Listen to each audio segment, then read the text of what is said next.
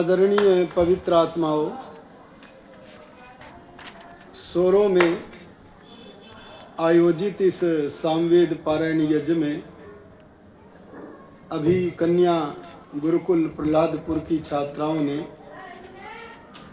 आज के दिवस एक मंत्र का पाठ किया है।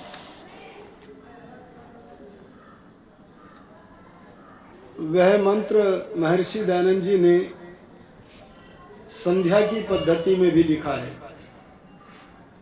और आप में से अधिकतर लोगों को स्मरण भी होगा। शन्नो देवी रभिष्टय आपो भवन्तु पीतये संयोरभि स्रवन्तु नः। इस मंत्र की देवता है आपः। आपः का अर्थ जल भी होता है, लेकिन आपः का अर्थ ब्रह्म भी होता है।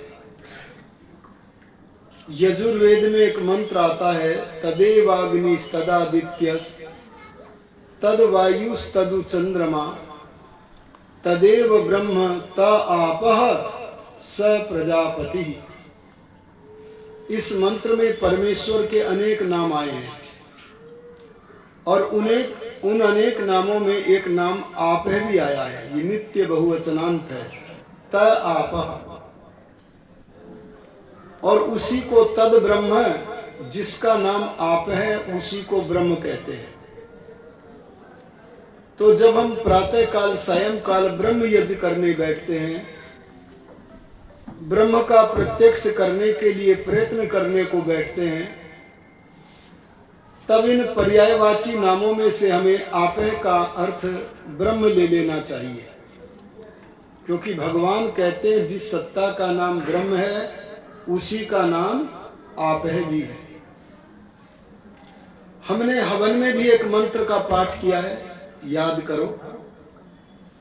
ओम आपो ज्योति रसोमृतम ब्रह्म भूः भुवः स्वः ओम। यहां सबसे पहला नाम परमात्मा का आपः आया है। इस मंत्र में अंतिम पद जो है ओम, वो भी उस परमात्मा का ही है। और इस मंत्र में ब्रह्म शब्द से भी परमात्मा का ज्ञान कराया है। इस मंत्र से भी पता लगा, जहां हम बाह्य व्यवहार में जल आदि अर्थ लेते हैं, वहां आंतरिक जीवन में आपः का अर्थ हम ब्रह्म ग्रहण किया करें। क्या ग्रहण किया करें? ब्रह्म। अब ये देखें कि ये ब्रह्म क्या होता है, क्योंकि जो सनातनी स्वाध्याय नहीं करते वे तो किसी को भी ब्रह्म मान लेते हैं। मैं पीछे एक आर्य समाज मंदिर में प्रवचन करने के लिए गया, तो मैं देखता था कि आर्य समाज मंदिर के बराबर में से गाजे बाजे के साथ हरी हरी चादर लेकर के उसे चढ़ाने के लिए उन कब्रों पर, उन दरगाहों पर जा रहे थे। वे दरगाह उन लोगों की बनी हुई थी जिसने जितने ज्यादा सनातनी लोगों के तन सर से जुदा किए। ये भोला भाला इंसान उनमें भी पूज्य बुद्धि रखता है। कहां पूज्य बुद्धि रखनी है, इसे जानने के लिए किसी व्याकरण के पंडित से पूछो कि ब्रह्म का अर्थ क्या होता है, तो कोई भी वैयाकरण कह देगा ब्रह्म माने बड़ा। अरे बोलो, ब्रह्म माने बड़ा। अच्छा बताओ, आपकी माता जी बड़ी है कि नहीं? अरे लगाओ बुद्धि, है कि नहीं? आपके पिताजी बड़े हैं कि नहीं? अरे आपके गुरुजी बड़े हैं कि नहीं? तो ब्रह्म यज्ञ का अर्थ क्या बना? माता की पूजा, पिता की पूजा, गुरु की पूजा, ये अर्थ ब्रह्म यज्ञ का अर्थ बना कि नहीं? अरे बोलो, बना कि नहीं? हाथ खड़ा कर दो। सबने गलत हाथ खड़ा कर दिया। देखो, ब्रह्म का अर्थ बड़ा तो है, पर महर्षि दयानंद जी बड़े सावधान होकर के ब्रह्म का अर्थ करते हैं। वे अपने पांडित्य का सही उपयोग करते हैं। उन्होंने चारों तरफ संसार को देखा और पाया कोई भी बड़ा मिला उसे ही ब्रह्म मान लेते हैं। ए आर्यो, ए सनातनियों सुनो, बड़े तो हम भी हैं और भगवान भी है, लेकिन दोनों में एक बड़ा भारी अंतर है। और वो अंतर क्या है? हम किसी से बड़े हैं तो किसी से छोटे भी हैं। अरे जब हम किसी से छोटे हैं तो ब्रह्म कहां हो गए? तब ऋषि दयानंद ने ब्रह्म का अर्थ किया सर्वेभ्यो बृहत्वाद ब्रह्म, जो केवल बड़ा ही नहीं है बल्कि जो सबसे बड़ा है। अरे जिससे तुल्य कोई भी नहीं है, उस सर्वोपरि सत्ता का नाम बोलो क्या है? ब्रह्म है। अब आया समझ में? चलो और मैं इसे खोलता हूं। संसार में मनुष्य बड़े बड़े रिकॉर्ड बनाता है। रिकॉर्ड को हम आर्य भाषा में कह सकते हैं विश्व विक्रम बनाता है।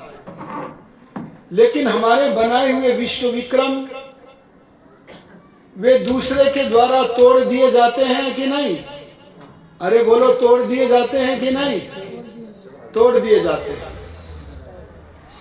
जैसे एक उदाहरण मैं आपसे देता हूं। आपका यहां यज्ञ वेदी में सामवेद पारायण यज्ञ में दीपक रखा है।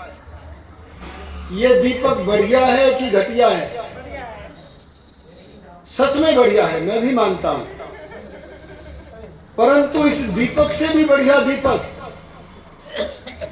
अरे इस रिकॉर्ड से भी बढ़िया रिकॉर्ड, इस विश्व विक्रम को भी तोड़कर बड़ा विश्व विक्रम कोई बना सकता है कि नहीं? अरे बोलते क्यों नहीं? मेरी तरफ मन नहीं है। मुख्य बात को छोड़कर गौण बातों में ध्यान ज्यादा न दो। मुख्य बात में जहां बाधा पहुंचे बस उसको बिना कोई बाधा पहुंचाए दूर किया करो। मैं आपसे कहता हूं कि आपने दीपक बनाया, कितना अच्छा बनाया, पर इस दीपक की संरचना से भी बढ़िया रचना अन्य कोई कर सकता है कि नहीं? आहा, आपका विश्व विक्रम टूट गया। लेकिन संसार में जिसके असंख्य विश्व विक्रम है, पर असंख्य विश्व विक्रमों में एक भी विश्व विक्रम, एक भी रिकॉर्ड, चाहे तुम दयानंद बन जाना, कितने बड़े महापुरुष का नाम ले दिया है। अरे चाहे श्री राम बन जाना, चाहे कृष्ण बन जाना, पतंजलि कणाद गौतम बन जाना, पर जिस सत्ता का एक भी रिकॉर्ड नहीं तोड़ा जा सकता, उस सत्ता का नाम बोलो क्या है? ब्रह्म। आपके जो बाजारों में दीपक मिलते हैं, अरे बोलो उनका कुछ कितने समय तक चलेगा, उसकी समयावधि मिलती है कि नहीं? और वो समयावधि पूरी चले ये निश्चित है क्या? इसीलिए तो लिखवाते हो भाई, लिख दो आज खरीदा है, 1 वर्ष तक नहीं चला तो हम बीच में बदलेंगे। और कई बार वो पूरी समयावधि तक दीपक नहीं चलता है, विद्युत दीप नहीं चलता है। पर परमात्मा ने जो दीपक बनाए हैं, अजी सुन लो, कई लोगों के मन इधर उधर हैं। जिस परमात्मा ने असंख्य दीप बनाए हैं, क्या उन दीपकों से बढ़िया दीपक छोड़ो, उनके तुल्य दीपक भी कोई बना सकता है? अरे सूर्य देखो कैसा बनाया, वह केवल आपके स्वरों को ही नहीं, अरे भारत को ही नहीं, संपूर्ण पृथ्वी को प्रकाशित करता है। क्या इस रिकॉर्ड को कोई तोड़ देगा? और परमात्मा ने एक सूर्य नहीं बनाया, नाना सूर्य, उस परमात्मा ने असंख्य सूर्य बनाए हैं, ऐसा जिसका कोई रिकॉर्ड नहीं तोड़ सकता। केवल उसी की उपासना करनी योग्य है। तो सबसे पहले तो मैं आपे का अर्थ करूंगा ब्रह्म। ब्रह्म माने सबसे बड़ा। अरे बोलो क्या है ब्रह्म माने? तो सबसे बड़ा जो ब्रह्म है आप, वही हमारा उपासनीय देव है। इसीलिए यहां देवी शब्द का प्रयोग भी हुआ है। देवी देने वाला। अरे देवी ही द्योतन करने वाला, अरे देवी ही सर्वत्र विजय कराने वाला, जो परमात्मा है उसे देव भी कहते हैं। तो ऐसा आप है देवी। अच्छा, आप है का एक अर्थ और देखें हम व्याकरण की दृष्टि से। हम यज्ञ में जब जल का आचमन करते हैं आप है शब्द को पढ़कर, तो वह आपस तत्व कहाँ मिलेगा हमें पता है। वहां से हम सरोवर से कुएं से पानी को लेके आते हैं, लेकिन जो संध्या में आंतरिक रूप से आचमनीय है, अरे भीतरी जीवन में जो हमारे आचमन के योग्य है, बोलो वह ब्रह्म तत्व कहाँ मिलेगा? अरे कहाँ मिलेगा? इसका उत्तर जानना है तो आपस तत्व के अर्थ को आप व्याकरण की पद्धति से जाने। यह नित्य बहुवचनांत शब्द आपनी व्याप्तौ धातु से बनता है। इसका अर्थ क्या हुआ है? वह सब जगह भरा हुआ है। अरे क्या बोल दिया मैंने? इस वेद मंत्र के आधार पर बोल दिया। वो आनंद स्वरूप, अरे वो ज्ञान स्वरूप किसी एक स्थान पर ही नहीं है, बल्कि सर्वत्र भरा हुआ है। अर्थात वो सर्व व्यापक है। जहां चाहो वहां बैठ जाओ और प्रभु से मिलन करो, ब्रह्म यज्ञ करो। देवी आप नः संभवन्तु, वो सर्वव्यापक ब्रह्म नः माने मेरे लिए नहीं, बल्कि हम सबके लिए। संभवन्तु, अरे सुख देने वाला हो। ए भैया माइक, ये क्या नाम है? ये बाधक तत्व बन जाते हैं। नः संभवन्तु, हमारे लिए सुख देवे। अरे बोलो क्या देवे? अरे हमारे लिए शांति देवे। क्यों जी? शांति क्या होती है? उपद्रव रहित अवस्था का नाम शांति है। कभी उपद्रव बाहर से भी आता है। क्यों जी? तेज धूप लग रही है कि नहीं? बाहर से अशांति हो गई, अंदर से भी अशांति होती है। काम वासना, क्रोध वासना, लोभ वासना, अरे इन वासनाओं से अंदर से भी अशांति, बाहर से भी अशांति।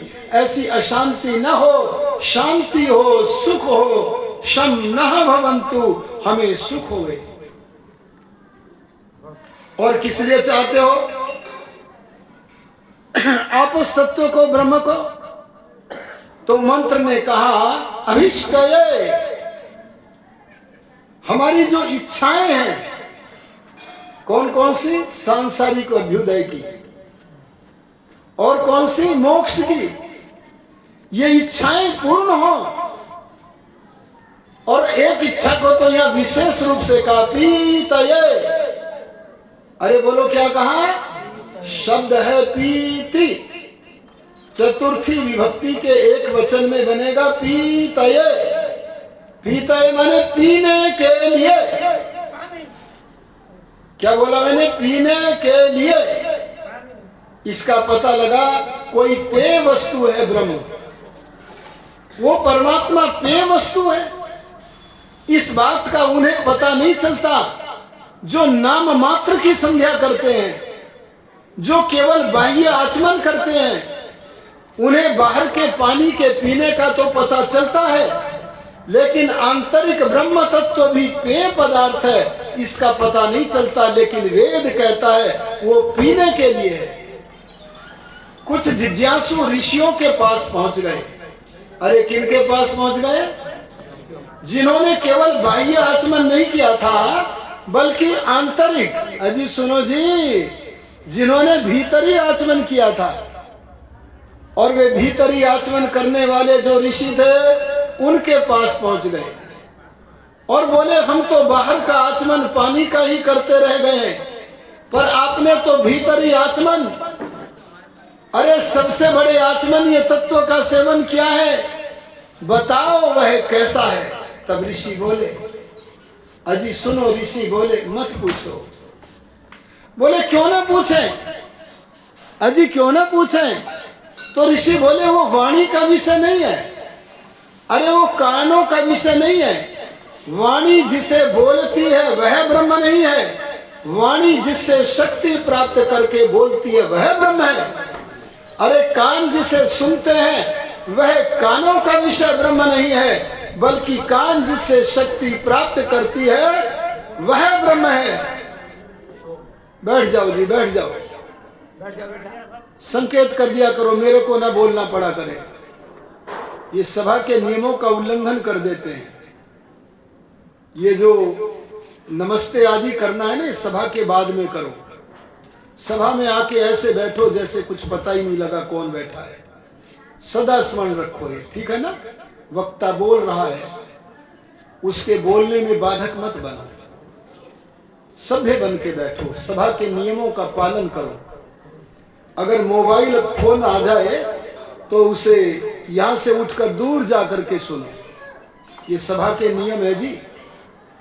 न सा सभा यत्र न संति वृद्धा, वो सभा नहीं है जहां वृद्ध लोग न बैठे हो।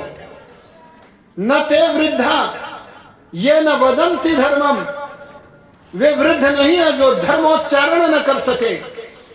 नासौ धर्मो यत्र न सत्यम अस्ति, और वो धर्म नहीं है जहां सत्य न हो। न तत् सत्यम यच्छलेनाभ्युपेतम, वो सत्य भी सत्य नहीं है जो छल से परिपूर्ण है। ऐसे होकर बैठने वाले जहां लोग होते हैं वो सभा शोभित होती है। ऐसी सभा को अपनी 4 दिन हम बनाएंगे। मैं आपसे निवेदन कर रहा था, आपको नियमित करते हुए निवेदन कर रहा था कि ऋषियों ने कहा मत पूछो, क्योंकि वो वाणी का और कानों का विषय नहीं है। नहीं न देवा आपनुवन, सारी इंद्रियां मिलकर के भी उसे प्राप्त नहीं कर सकते, इसलिए वाणी से बताने योग्य नहीं है।